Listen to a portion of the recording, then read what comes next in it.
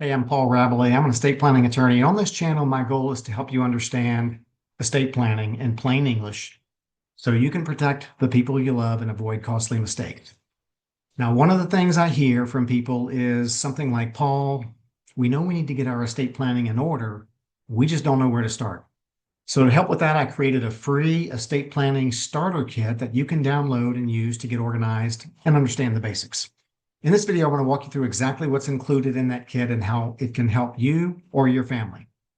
So this video and the kit, they're educational only. They're not legal advice because every state has different estate planning laws. But my hope is that this gives you clarity and confidence to take the next step. Okay, so let's look at this together. All right. All right, so here's the kit. Let's just walk through it. Page 1, page 2, and first thing I want to talk about is I don't want to scare you, but I want to talk about some of the things that happen when you not only die without a will, but don't, die without doing any planning at all. So first thing that confuses people, some people just assume that their spouse will inherit everything if they have no planning. That's not the case. State law covers what happens, and it often doesn't provide for your spouse like you would prefer to provide for your spouse. Often, if you have children from different relationships, it's really those intestate laws often make things out of whack. And again, you want to make sure you get proactive so that if you're married and have children from prior relationships, then you want to make sure you get all that inheritance information straight. Also, you never want things to go to minor children. Most people, when they're working and they have minor children and they're setting up their 401ks and their IRAs and their life insurance, maybe if they're married, they name their spouse as their primary beneficiary, and then they name those minor children as contingent beneficiaries. And if things do wind up going to minor beneficiaries when a parent or a grandparent or someone dies and minors are beneficiaries, I can safely say it's a big mess. Minors can't own accounts in their name. So then court processes are involved, judges are involved. They have to appoint a guardian for the minor children. They have to oversee how that money is handled until the minor reaches the age of majority. And on the date that they do reach the age of majority, it's dumped into their laps, probably before they're ready to handle it. So big mess if you leave things to minors.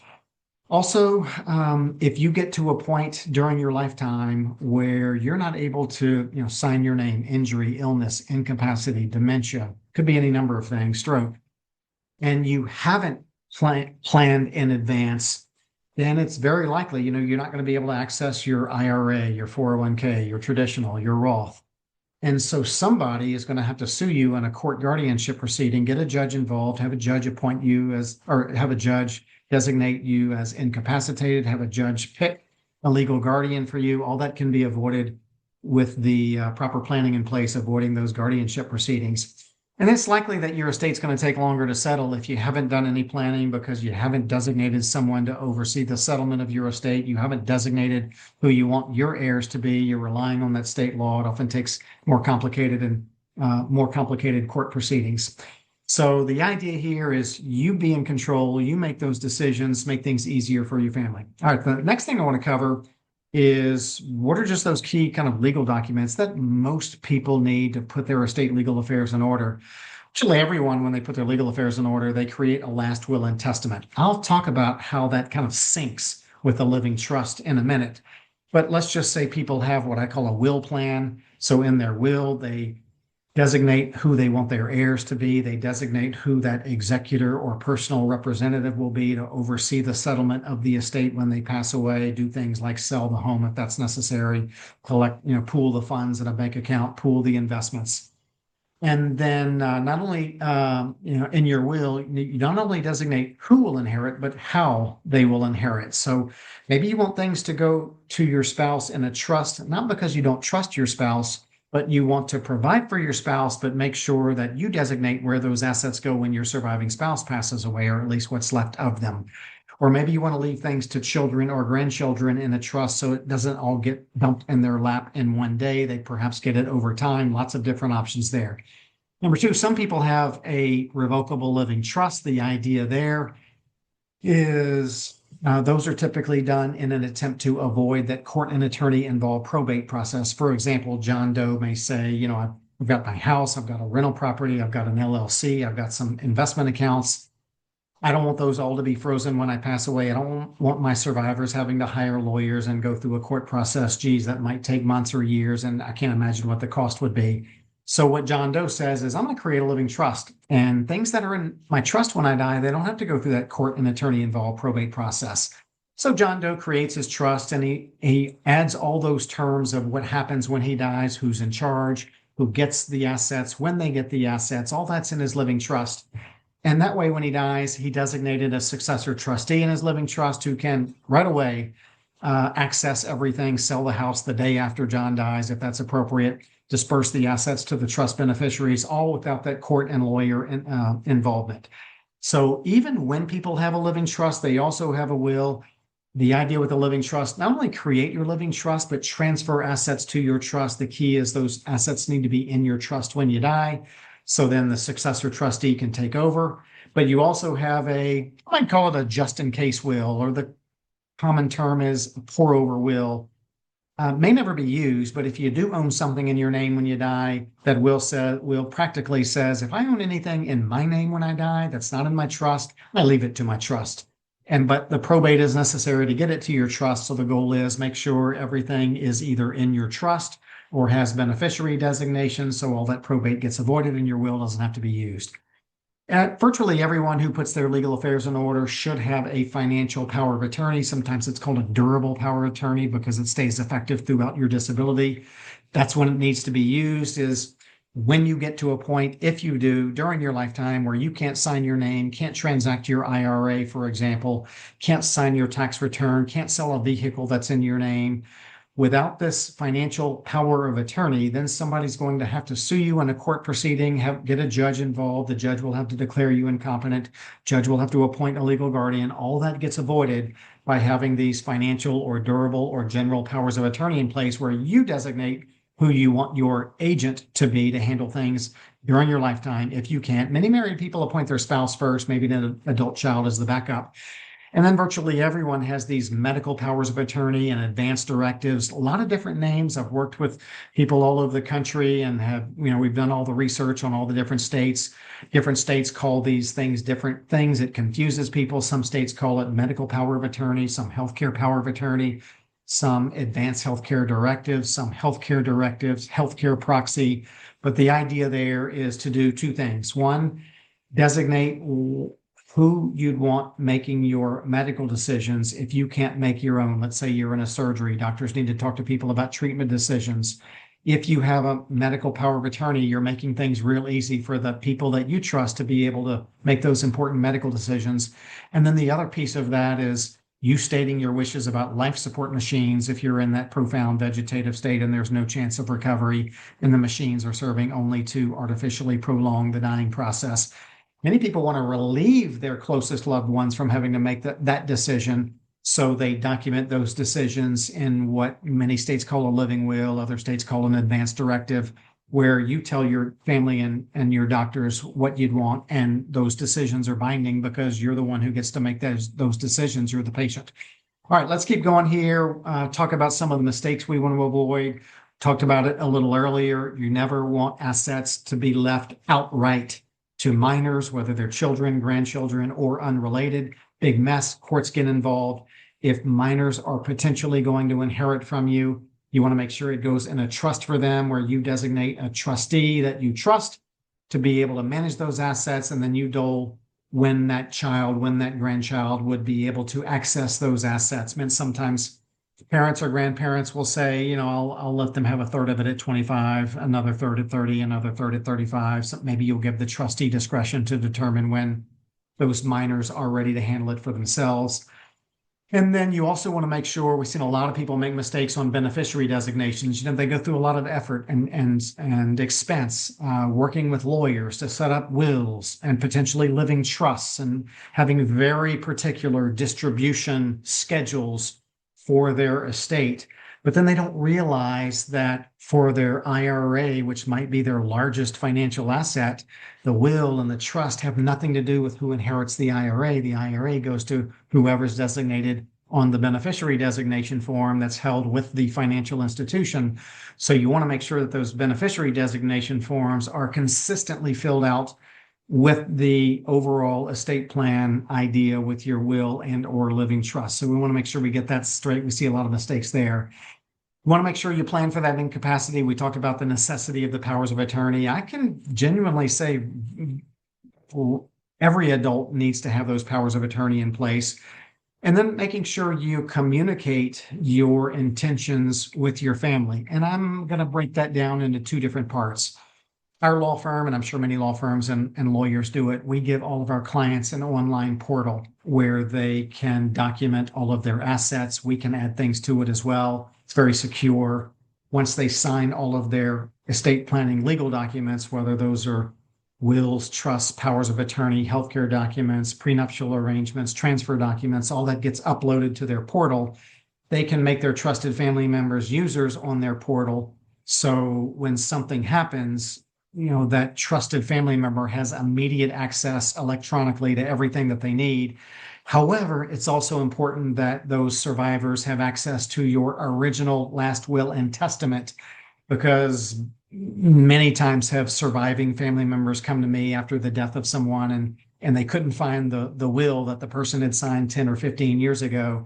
And when someone dies and the original will can't be located, a copy's not good enough. If the original will can't be located, a judge can presume that the person who wrote the will destroyed the will with an intent to revoke it. We want to avoid that at all costs. That creates a real mess. So make sure your survivors know where to locate those original documents if they need them.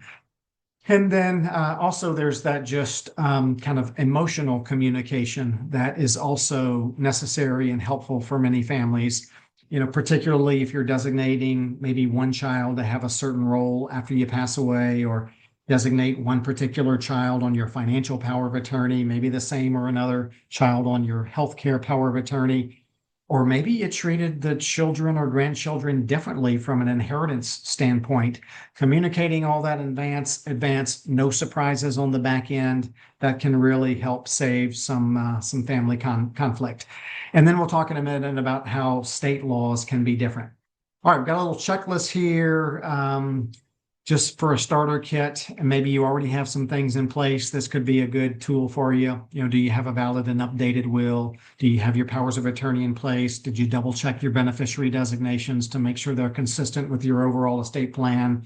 Do your survivors know where the information and all the legal documents are?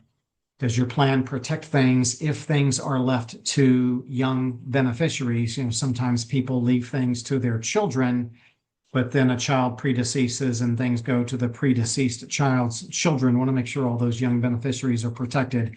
And then you want to make sure you plan for your potential future incapacity. So you've got the right people in place, making it easy for them to make all of your financial, business, property, and medical decisions. All right, next is just this helps with where is the important stuff. So some of this is pretty easy to fill out, but it makes you think about who you'd want your contact person to be, your executor, your trustee, if you have a living trust that handle trust matters when you pass away. The executor and the successor trustee is often the same person. In fact, the financial power of attorney agent may be the same person as well. And the medical power of attorney agent may be the same person as well. Many people say spouse first, adult child as the backup to the spouse on that. All right, next is, it's a great idea. I've been involved in way too many probates where somebody died and nobody knew exactly what the person owned. They think they knew, or they had some of the records, and we went through a probate and we got the judges to sign the court orders ordering that this bank transfer this account, this brokerage firm transfer these assets. And then lo and behold, months later, the family comes back and say, oh, we didn't know that our father had this investment account where he dabbled in stocks. And so now we've got to reopen the probate, additional cost, additional delay, additional expense. So the benefit of this inventory and the asset categories is documenting what you have, not only documenting the asset, where it is, who's the beneficiary. So again, we can make sure all that's consistent with your overall objectives and your overall estate plan. All right. And then here, it's really important that you realize that state laws vary. Probate rules vary. Some states have really complicated probate rules. Others are more informal. Some states allow what's called an independent administration, which allows an executor, if authorized in the will, to take certain actions after you pass away, independent of court approval. So community property laws, a handful of states are community property states. That has a big impact on both who owns what, has impact on the step up in basis when a first spouse dies, has impact on what each spouse can leave behind and who can leave what to whom. So all that's really important to be aware of that. Really important is honoring your state's validity and signing and witnessing rules. In some states, documents have to be notarized. In many states, documents have to be witnessed. Many documents have to be witnessed by two people. And I can tell you that in many states, the rules vary on who can and cannot be a witness. You can't sit there at the dinner table at Thanksgiving and just pass the documents around to your family and say, hey, son, I want you to witness this. I'm signing it. That won't work. So you got to be real careful about those validity requirements. One mistake could, render your whole plan invalid. And then some states have a state estate or inheritance tax. Yes, everyone in America is subject to the federal estate tax. But for 2026, there's a $15 million exemption. Most people have less than $15 million when they pass away. Married couples, it's really $30 million. Each spouse has a $15 million exemption. But many people are subject to their state estate tax, often much lower exemptions. So you have to be aware of that, plan for that. Some states have an inheritance tax where they tax the people when they inherit. The inheritance tax rate is often based on the relationship to the person who passed away. So spouses have a certain inheritance tax rate. Children or descendants have a different inheritance tax rate. Non-related people have a different inheritance tax rate. Things often go to charities without having to pay an inheritance tax or an estate tax. So rules vary from state to state there. So this state laws matter because it's really one of the reasons why I created this American estate planning series, so families can understand their planning options in plain English with resources tailored to their state. And again, this kit is educational. It's meant to prepare you. It's not replacing an attorney, but it will make your next conversation with a professional much easier.